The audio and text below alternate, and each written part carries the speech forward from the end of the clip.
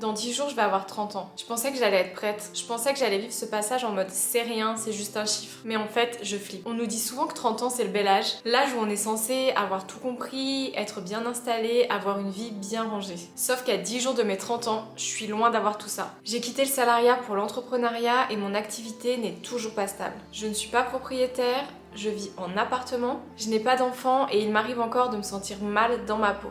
Alors aujourd'hui, j'ai envie de poser les choses, de parler avec vous sans filtre. Parce que j'ai envie de partager avec vous ce que je ressens en ce moment, ce mélange bizarre entre nostalgie, panique et excitation. Et d'ailleurs, peut-être que vous aussi, vous vous reconnaîtrez là-dedans. Parce que oui, c'est vrai, j'ai peur de la trentaine. Et c'est pas à cause des rides ou même du fait de prendre de l'âge. Ce qui me fait peur, c'est clairement tout ce que la trentaine représente. Les choix, la responsabilité, la pression, la sensation que clairement on n'a plus le droit d'improviser. Parce qu'après tout, à 30 ans, on n'est plus censé être des gamins, non? On doit être mature, avoir un plan pour les années à venir, c'est ça être adulte, non?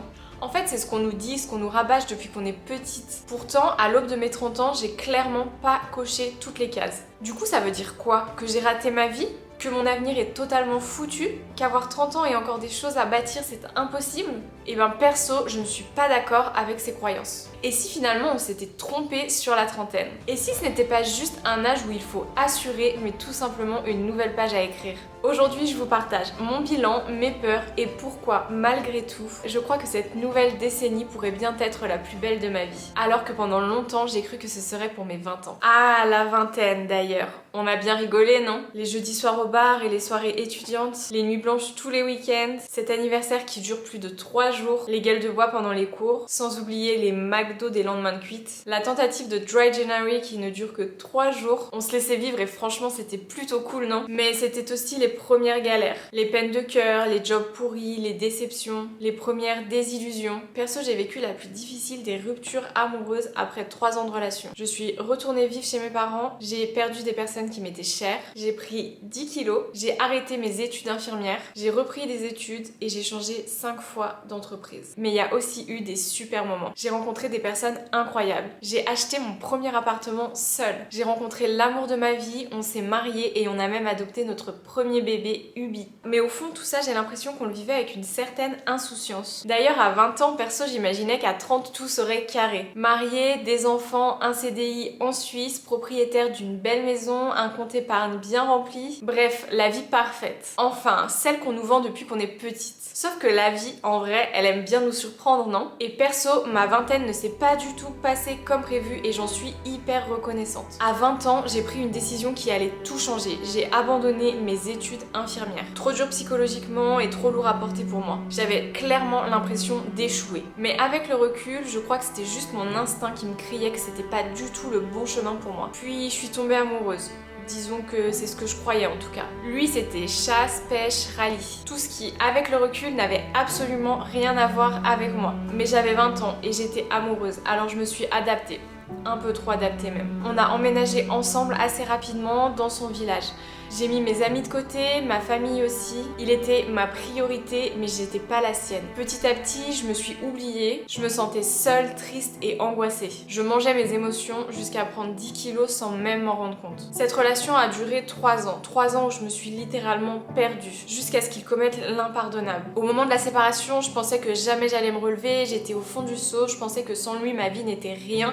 Et pourtant, après un gros travail sur moi, j'ai littéralement explosé. Dans tous les sens du terme. J'ai passé 2 ans à faire la fête tous les week-ends, à profiter à fond, à rattraper tout ce que j'avais mis en parenthèse, à retrouver mes amis, à rire, à danser, à oublier. Puis un matin, j'en ai eu marre. Comme ça, du jour au lendemain. Bon, ok, je vous mens. En vrai, il y a eu le Covid et j'avais pas le choix que de rester chez moi et d'être seule. Mais finalement, j'étais arrivée au bout de cette phase. Je crois que j'avais enfin évacué tout ce que j'avais à évacuer. Ces 5 premières années de ma vingtaine, ça a clairement été les montagnes russes. J'ai connu l'amour, la désillusion, la perte de soi, la fête, la liberté retrouvée. Et au final, tout ça m'a mené à un tournant inattendu. Un moment où, à 25 ans, j'ai enfin construit la vie qui me ressemblait vraiment. Parce que oui, à 25 ans, clairement, je peux dire que je vivais ma best life. J'étais sortie de cette sphère infernale post-rupture qui pour moi a duré 2 ans. J'ai acheté mon premier appartement seule. J'avais un CDI dans une super pharmacie et je sortais tous les week-ends avec mes copines. Clairement, je kiffais cette vie. J'avais l'impression d'être dans un équilibre parfait. Après réflexion, je pense qu'il me manquait juste une chose à cette période, c'était l'amour. D'ailleurs, je me rends compte qu'à ce moment-là, j'aurais pu cocher toutes les cases qu'on nous demande de cocher. Mais c'est aussi pendant l'année de mes 25 ans que j'ai rencontré Steve et c'est à ce moment-là que ma vie a pris une toute autre direction. Il m'a fait découvrir un univers que jamais je n'aurais osé imaginer.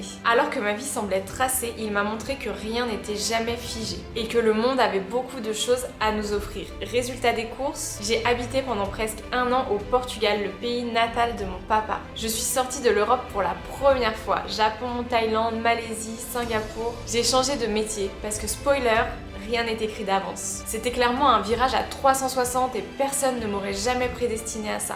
Dans un premier temps, je suis devenue rédactrice web, je créais du contenu pour des marques de la santé, ce qui m'a permis de pouvoir découvrir le monde tout en voyageant et clairement jamais j'aurais pu imaginer vivre ça. C'était absolument incroyable, une des plus belles périodes de ma vie. C'est d'ailleurs à ce moment-là que j'ai appris qu'on pouvait totalement réinventer sa vie, qu'il n'y avait pas un seul chemin à suivre et que ce qui compte en réalité c'est pas ce que la société nous dicte mais c'est ce qui nous fait vibrer, nous. Et pour apprendre à me connaître, je me suis rendu compte que moi j'avais besoin de sortir de ma zone de confort. Ces voyages m'ont beaucoup aidée, ils m'ont permis de devenir la femme que je suis aujourd'hui. Mais j'ai conscience que ce n'est pas la seule façon de le faire. D'ailleurs, je suis curieuse de savoir quelle est votre façon à vous, comment est-ce que vous avez fait? Dites-le moi en commentaire. Bref, à 20 ans, j'étais insouciante et j'ai vécu mes premières expériences. À 25 ans, j'ai voyagé et j'ai appris à me connaître. On pourrait croire que j'ai fait le tour et que je suis prête pour la suite. Pourtant, ce n'est pas le cas. Malgré tout ça, j'ai peur. Peur de quitter cette légèreté de la vingtaine. Peur de ce que représente la trentaine. Parce qu'à 30 ans, on est censé être adulte, non? Savoir payer ses impôts les yeux fermés, comprendre son contrat d'assurance, être capable de monter un meuble Ikea sans crise de nerfs. Perso, j'ai encore du mal à comprendre une fiche de paye. Je ne te parle même pas de l'URSSAF et je lis toujours les conditions d'assurance en diagonale. Il y a aussi la question de la carrière. On est censé avoir une carrière stable, non? À 30 ans, t'es censé être bien installé dans un CDI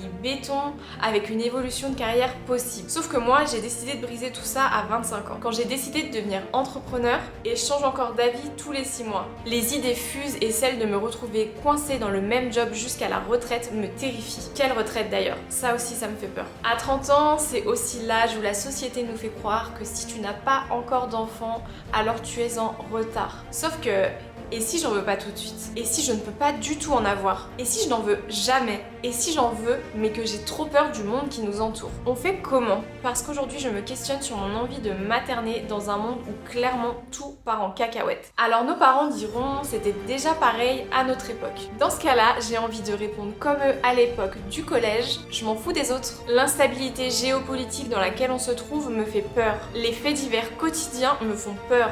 Le changement climatique et les catastrophes naturelles qui ne cessent d'augmenter, ça me fait peur aussi. J'ai peur de faire naître un enfant dans un monde qui part en cacahuète. Et puis, il y a tout le reste aussi. L'impression que le temps passe trop vite. Il y a 2 minutes, j'avais 22 ans. Aujourd'hui, j'ai mal au dos quand j'ai dormi dans une mauvaise position. Les lendemains de soirée qui ne pardonnent plus, à 20 ans, j'enchaînais, à 30 ans, il me faut 3 jours de récup pour le verre de trop. L'obligation d'être une adulte responsable, alors que moi j'ai envie de pleurer quand mon colis de fringues a du retard. Bref, à 30 ans, on est censé avoir tout compris. Mais peut-être qu'en fait, on n'a rien compris du tout. Alors si au lieu de voir la trentaine comme une fin, on la voyait comme un nouveau chapitre. Parce qu'au fond, on n'est pas obligé d'avoir tout compris. On peut continuer d'explorer, de se tromper, de changer de direction. Et moi, ce chapitre-là, je vais l'ouvrir en réalisant un nouveau rêve. Célébrer mes 30 ans avec un voyage à New York. Alors j'ai envie de voir tout ça comme un nouveau départ, une nouvelle aventure. Et franchement, je pense qu'il y a pire, non? Alors voilà.